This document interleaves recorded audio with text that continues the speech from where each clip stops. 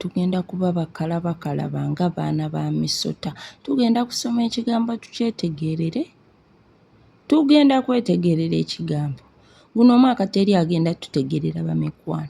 Gwe wennyini ogenda kusoma ekigambo okyetegerere. Bw'owulira nga babuulira ekigambo ogambe ekyo nkimanyi, ekyayogera kituufu. Kubanga Bayibuli egamba era tukeme emyoyo. Tolina bw'ojja kukema nga tomanyi by'okema. Okitegeera ekintu ekyo bw'oba kubaŋŋambye. Guno omwaka tetumalaako, tugenda mu maaso. Bayibuli egamba tulina okwemanyira ddala amazima. Amazima g'omanyi ge gakufuula ow'eddembe. Kale n'olwekyo tugenda okusoma ekigambo. Kati subscribinga mukwano. Nyiga subscription yawo, olaikinge, osharinge, okomentinge. Video zino zibaako. Tugenda kusoma Bayibuli Genesis to Revelation ssuula emu buli lunaku. Ate nno munnaaye bw'oba ekugayaaza Bayibuli, jangu wano buli lunaku owulirize essuula egyo. Ffe tetufaayo oba eneggwaayo ddi tuli bagimalayo. Esaaga. Tugenda kulaba olubereberye 8 essuula emu. Egamba etya? Katonda n'ajjukira Nuuwa na buli kiramu. Buli nte eyali wamu naye mu lyato, Katonda n'aleeta empewo ziyite ku nsi, amazzi ne gaweebuuka. Olwokubiri.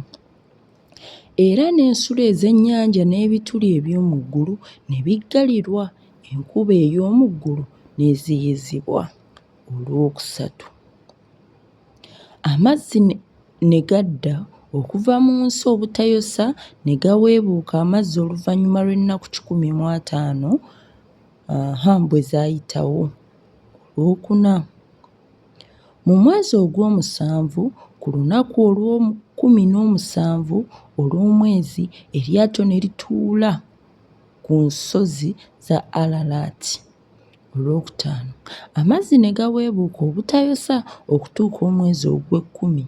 Mu mwezi ogw'ekkumi ku lunaku olw'olubereberye olw'omwezi, entikko z'ensozi ne zirabika.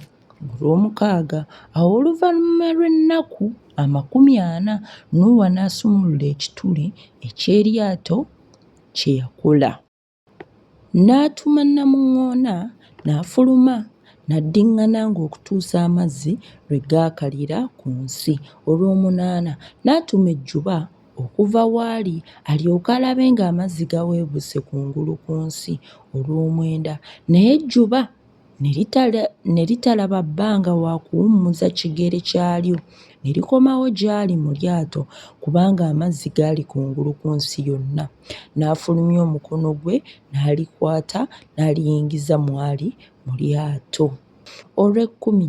N'ayosanga ennaku 7 nate n'atuma ejjuba okuva mu lyato. Olw'ekkumi-n'emu. Ejjuba ne likomawo olw'eggulo mwali.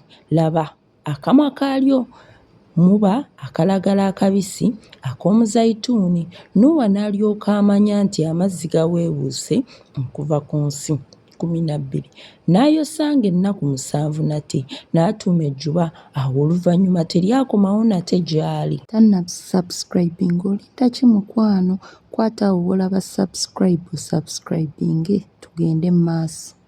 Awo mu mwaka ogw'olukaaga-mu-gumu mu mwezi ogw'olubereberye ku lunaku olw'olubereberye olw'omwezi, amazzi ne gakalira ku nsi.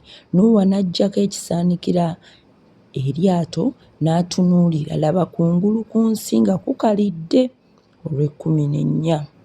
Mu mwezi ogwokubiri ku lunaku olw'amakumi-27 olw'omwezi, ensi n'ekalira. Katonda n'agamba Nuuwa nti, "Vva mu lyato ggwe ne mukazi wo n'abaana bo n'abakazi b'abaana bo wamu naawe." Olw'ekkumi-n'omusanvu. Ofulumye wamu naawe buli kiramu ekiri wamu naawe, mu buli nnyama yonna, ekibuuka n'ente na buli ekyewalula ku nsi, bizaalenga bibune ensi, byalenga byeyongerenga ku nsi. 18. Nuuwa n'afuluma n'abaana be ne mukazi we n'abakazi b'abaana be wamu naye. 19.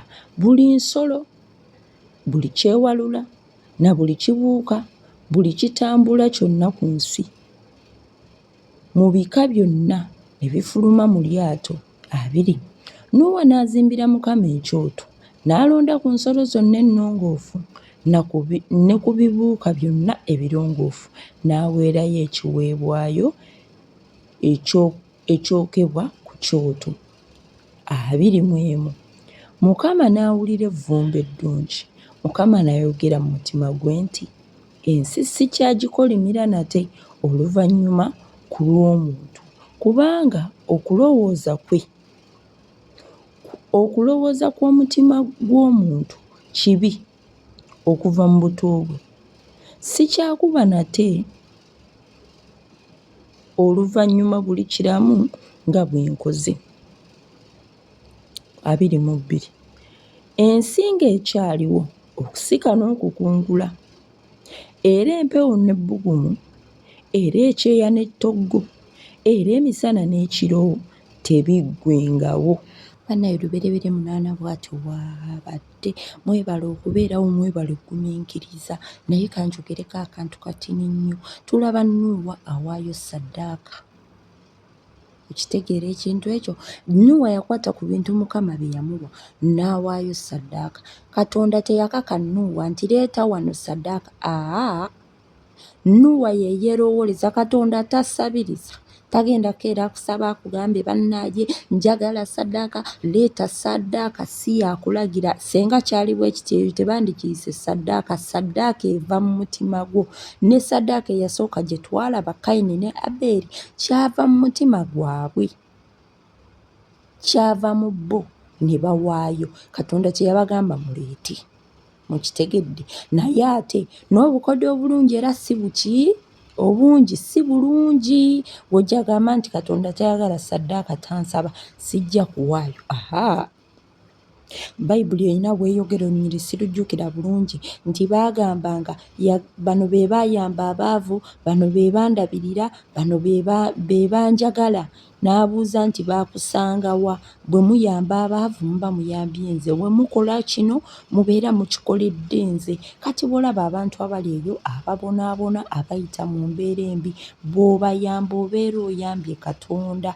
Waliwo agamba nti sijja kuwa ssente zange mu kyaki, naye kale yamba ku baavu. Tunaddamu baddiya.